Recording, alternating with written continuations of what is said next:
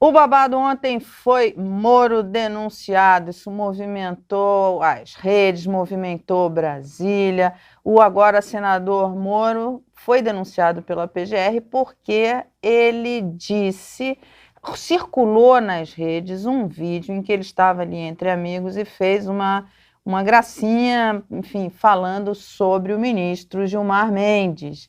E foi denunciado por conta disso. Ele dizia em tom de brincadeira, mas dizia que o ministro vendia habeas corpus. E foi denunciado. É, vamos mostrar o senador se explicando. Ele se explicou ontem o dia inteiro. E ele publicou primeiro nas redes, no Instagram, ele já publicou a sua versão dos fatos, dizendo que era só uma brincadeira.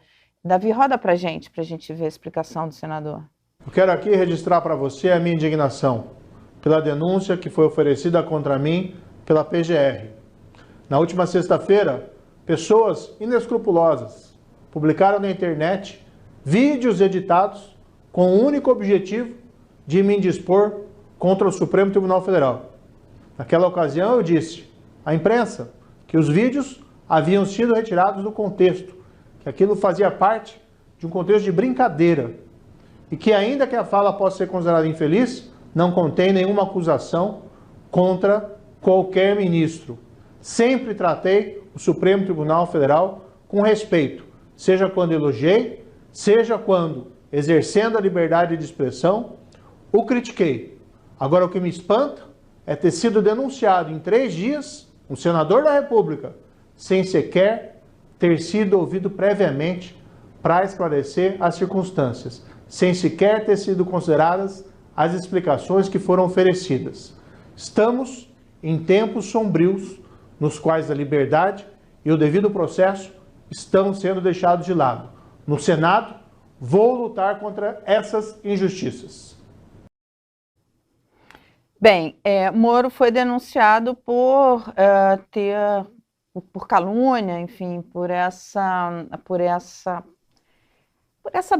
a gente pode chamar de brincadeira. Você sabe que essa situação lembrou uma esquete do Porta dos Fundos, em que um rapaz dirigiu o carro e tal, e tudo que ele perguntava, isso foi na época, no começo do governo Bolsonaro, em que Bolsonaro dizia tudo, isso é o posto Ipiranga, que era o então ministro Paulo Guedes. E nessa esquete tinha um cara, ele para assim, ele está no carro, aí ele para, tem uma pessoa ali na estrada, e ele pergunta, não sei o que, aí o cara fala, no posto Ipiranga, no posto Ipiranga, aí ele pergunta uma outra coisa, no posto Ipiranga, e no final ele faz uma última pergunta que tem a ver enfim, com ser solto, alguma coisa assim, e aí ele fala, isso daí não, isso daí é no STF com o ministro, e eu lembrei dessa brincadeira, dessa esquete, era uma esquete de humor, lembrei dessa história, foi humor? Não foi? Olha, a gente não sabe, é isso que vai ser colocado, e Moro está se explicando, passou o dia ontem se explicando. A gente vai conversar com o Afonso, que está em Brasília, e vai trazer mais notícias para a gente. Bom dia, Afonso. Abriu o Congresso, Afonso? Vocês sabem que quem abre o Congresso é o Afonso, né? Afonso é o primeiro a chegar lá, está com a chave do Congresso, né, Afonso?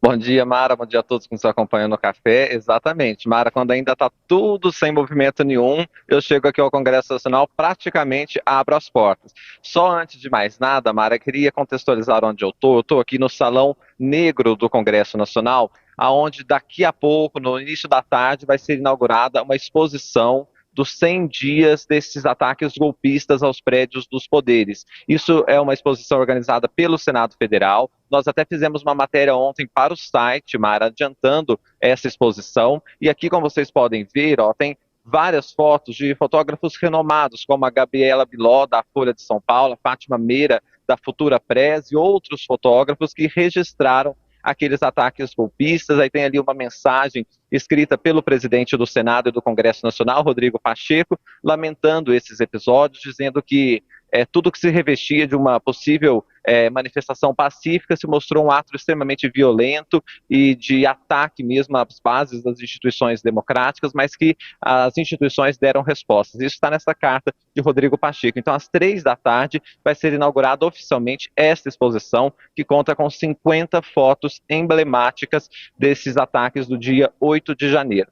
Fazendo esse adendo, porque a nossa audiência sempre gosta muito de saber onde eu estou, e aqui a gente está adiantando um pouquinho essa exposição que logo mais estará cheia e será inaugurada, Mara. Agora a gente volta a falar sobre a situação... Mas peraí, Afonso, antes eu quero mais detalhes. Até quando fica aberta essa exposição? Tem uma matéria sua no nosso site sobre a exposição, não tem? Exatamente, tem uma matéria lá com todos os dados, fica até o dia 26 de abril. Então, fica aqui no Salão Negro do Congresso Nacional, é aberta a visitação, inclusive tem grupos de visita que vão ver esta exposição, e ela realmente, eu estava dando uma olhadinha aqui, Mara, tá realmente muito forte, assim, tanto a mensagem escrita por Rodrigo Pacheco, quanto as fotos. Tem uma foto, por exemplo, de uma mesa de vidro, que o vidro está quebrado, e o que estava lá era um exemplar da Constituição. Então, cheio de cacos de vidro em cima da Constituição, realmente imagens impressionantes, inclusive da invasão aos prédios aqui do Congresso Nacional, pelo Salão Verde, que é histórico aqui. Muitos desses criminosos entraram por cima, então tem ali as pessoas escalando para entrar no Salão Verde. Enfim, uma exposição que chama muito a atenção, são fotos realmente impressionantes e que vale a pena ver, né, essa exposição, que traz a ótica da invasão ao prédio do Congresso Nacional. Porque é importante destacar, né, Mara, também invadido o prédio do Supremo Tribunal Federal, que sem dúvida foi o mais atingido, e também o Palácio do Planalto. Então aqui é a visão do Congresso sobre esse dia 8 de janeiro, que está sendo marcado aí por 100 dias agora. Mara, agora sim, então, depois de tirar essas dúvidas, fica o convite para quem quiser saber mais detalhes, entrar na reportagem que a gente fez, que está lá no site do My News. E agora falando sobre a situação do ex-juiz, agora senador Sérgio Moro, do União Brasil do Paraná. A questão é que a Procuradoria-Geral da República não viu graça nenhuma, viu, Mara? Eles foram muito duros com o Sérgio Moro. Esse pedido foi apresentado pela vice-procuradora-geral da República, Lindora Araújo, que denunciou Sérgio Moro por calúnia contra o ministro Gilmar Mendes, porque, no entendimento dela, ele disse, né, deu a entender que ele estaria adotando uma conduta criminosa de venda de sentenças. Moro disse, então, sobre essa questão de comprar um habeas corpus do Gilmar Mendes, e no vídeo ele fala que era num contexto ali de quadrilha, de festa junina, mas a Procuradoria entendeu que é grave o movimento feito por Sérgio Moro e pediu, então, a denúncia. A informação mais atualizada que a gente tem sobre isso, Mara, é que já tem um relator designado. Será a ministra Carmen Lúcia. Ela será a responsável, então, por dar andamento a esse processo, por conduzir as investigações no âmbito do Supremo Tribunal Federal. Esse vídeo viralizou na sexta-feira, né, que o Moro diz textualmente: compraram um habeas corpus do Gilmar Mendes. E aí, Lindora Araújo entendeu o crime de calúnia ao sugerir, então, que Gilmar Mendes praticava corrupção passiva. E ela vai além, ela pede que, caso ele seja condenado a uma pena de prisão superior a 4 anos, que ele tenha a perda do mandato, justamente como determina a legislação. Ainda também determinou que seja fixada uma indenização ao ministro Gilmar Mendes, considerados os prejuízos sofridos por ele nas declarações de Moro, isso na visão da Procuradoria-Geral da República. Afonso, você colocou também, Mara? Afonso, só um pois minutinho. Não. Essa denúncia, quer dizer, é uma denúncia que não tem nada a ver com o caso Tacla Duran. Uau! Exatamente, isso. Teve um barulhão aqui agora, por isso que eu falei uau, tem um barulho por causa de uma trovoada aqui que teve. Não tem nada a ver. Tacla Duran é uma outra história, quer dizer, Moro está acumulando ali problemas com a justiça, é isso? Exatamente, Mara. Tanto é que é um caso novo que aí aquele sistema de sorteios do Supremo funcionou. É um sistema automático que é feito ali, e ontem mesmo foi designado para a relatoria deste caso a ministra Carmen Lúcia. Então é um caso separado, à parte, que trata estritamente desta questão em relação a essa declaração sobre o ministro Gilmar Mendes. E você colocou muito bem, Mara, que Moro passou o dia se explicando. Na verdade, ele se recolheu inicialmente e depois começou a dar declarações. Eu estava acompanhando ontem à noite, por volta das 7h30 da noite, quando ele falou no púlpito da presidência do Senado Federal. Ali ele fez uma declaração, inclusive tinha dito que não responderia perguntas da imprensa, que ele faria uma declaração sobre essa situação. E aí ele disse que a fala foi descontextualizada, que foi dita num contexto de brincadeira, que não há nenhuma acusação e nenhuma ofensa intencional ao ministro Gilmar Mendes. Vamos rodar então o que disse o ministro ontem à noite? Perdão, o senador agora, vamos lá. Temos a declaração do senador Sérgio Moro, é bem na linha, viu, Mara, do que disse, do que ele falou nesse vídeo que você mostrou também. É um vídeo nas redes sociais, né, que ele colocou, e depois ele também deu uma declaração para veículos de imprensa. Vamos rodar então o que ele disse.